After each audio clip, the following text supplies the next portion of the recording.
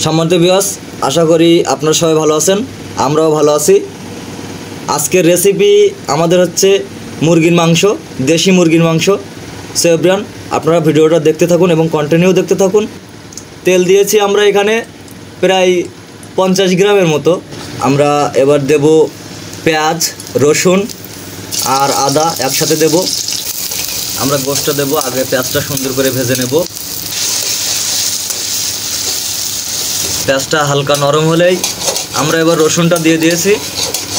পেঁয়াজ এবার পেঁয়াজটা হালকা মাখো মাখো হলেই আমরা এবার ঝালটা দিয়ে দেব।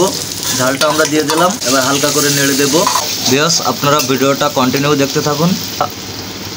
ঝাল, পেঁয়াজ, রসুন সব কিছু দিয়েছি। এবার আমরা আলু দেব। আলুটা দিয়ে আমরা একটু কষায় নেব।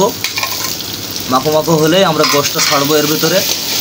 তার আগে পেঁয়াজ এখানে কিন্তু 10-15 মিনিট আপনাদের ঘুরতে হবে, সুন্দরভাবে উল্টাই পাল্টাই দিতে হবে এবং আলুটা কষায় সিদ্ধ করে নিতে হবে। তারপরেই গোশটা দেব।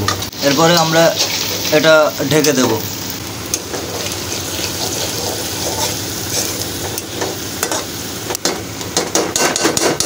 আমরা এবার মাংসটা দিয়ে দিলাম।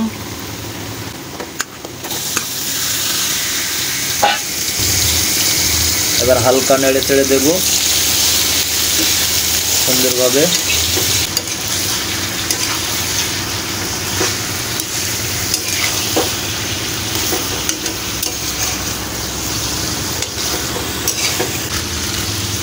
এবার আমরা পরিমাণ মতো লবণ দেব, দিয়ে মাংসটা সুন্দরভাবে কষাবো যাতে মশলাগুলো মাংসের ভিতরে সুন্দরভাবে আটকে যায় এবং খেতে টেস্টি হয়।